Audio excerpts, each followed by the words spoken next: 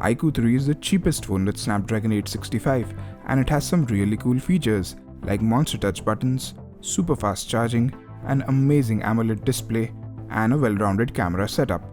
With a really good starting price of just under 30,000 rupees right now, should you buy it?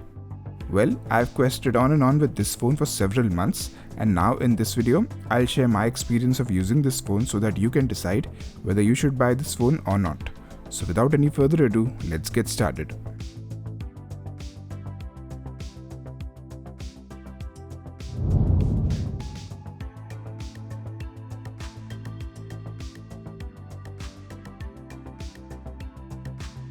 The IQOO 3 has a simple, elegant design.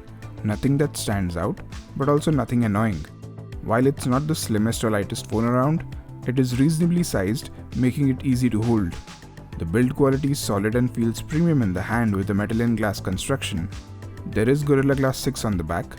The front glass is from Shot Sensation, but I haven't had any scratches despite not using any screen protector. There is no official IP rating here, but the rubber gasket in the SIM tray suggests some level of splash resistance, which is a good thing.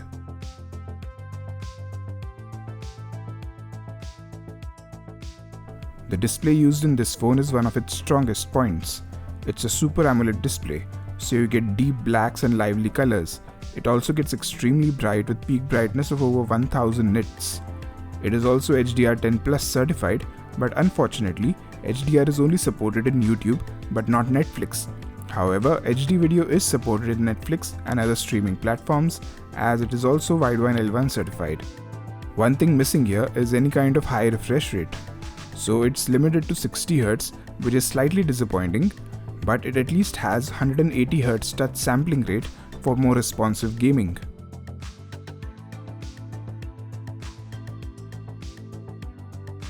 Audio experience has been kind of a mixed bag for me.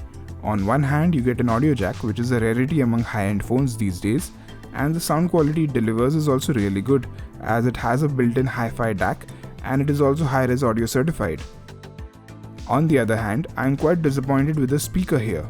You only get one bottom-firing speaker. In terms of volume, it is decent, but it is completely lacking in terms of bass or depth, and it sounds quite muffled. Here is a speaker comparison between these two phones.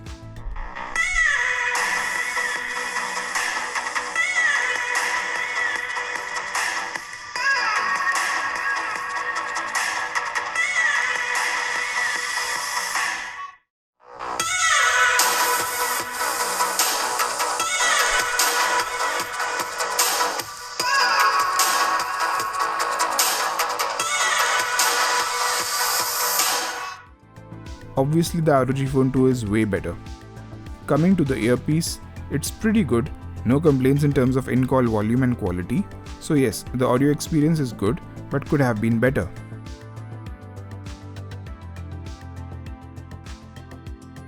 I actually wasn't expecting a lot from this phone's camera, but it has actually surprised me in a good way. First of all, the camera setup is actually quite versatile, with a decent primary camera, a telephoto camera, and an ultra-wide-angle camera, which also doubles up as a super macro camera. Secondly, the image processing done here is also quite good, with sharp details, vibrant colors, good HDR performance, and good color parity between all cameras. The super macro shots are also very impressive. The night mode, however, is not impressive, and there is no HDR in selfie portraits, which is a bit disappointing. However, this phone does have full Camera 2 API support, so you can easily install Gcam mod and fix those shortcomings. But one area of slight disappointment that cannot be fixed is video recording. It can record in 4K 60fps with the primary camera, which is good, but you have to dial down all the way to 1080p 30fps if you want any kind of stabilization. That is quite disappointing, as even budget and mid-range phones have started providing EIS at 4K 30fps these days. The front camera is also limited to 1080p 30fps and offers no stabilization. So overall, the camera setup on this phone is actually quite capable, especially for stills. But in terms of video, it could have been better.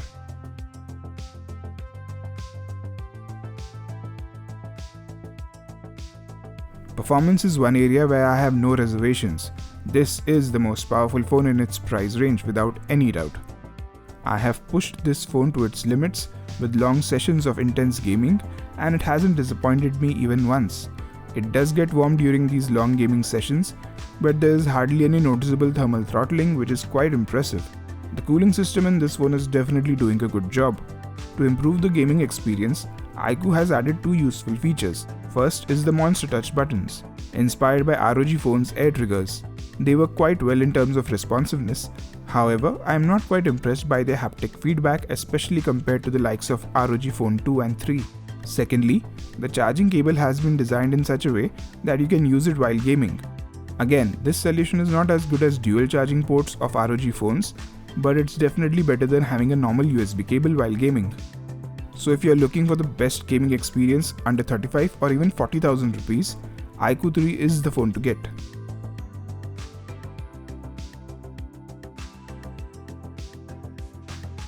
IQOO 3's IQOO UI is basically a slightly modified version of Vivo's Fun Touch OS.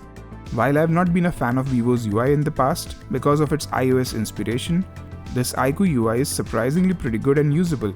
You get a launcher with an app drawer, the toggles have moved back to the notification shade exactly where they are meant to be, and the general UI design has moved in a completely different direction compared to iOS. In terms of RAM management, this phone does well. Although I must say that when you turn off the screen, IQOO is quite aggressive with putting background apps to sleep. However, there is still some room for improvement. The always-on display doesn't show any notification badges other than missed calls and SMS, which makes the always-on display less useful. So far, this phone has been getting updates quite often, and the Android 11 update is also around the corner. IQOO has also promised Android 12 as well as one more year of security updates for this phone. So that's very good in terms of long-term support.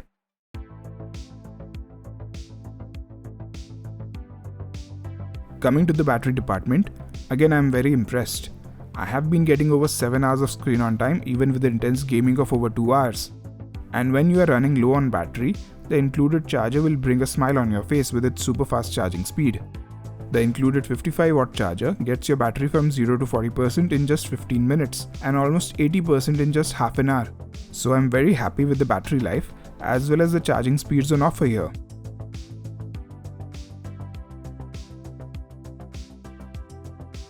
The biometric authentication system on this phone is super fast, be it the face unlock or the under-display fingerprint scanner. No sensors are missing on this phone. Also in terms of connectivity, it's pretty good with the addition of Wi-Fi 6, but it does miss out on NFC, at least in India. In terms of call quality and network reception, I have had no issues whatsoever. It supports 4G+ as well as voice over Wi-Fi. This phone is made in India and comes in a really nice box with a case, charger and earphones all included.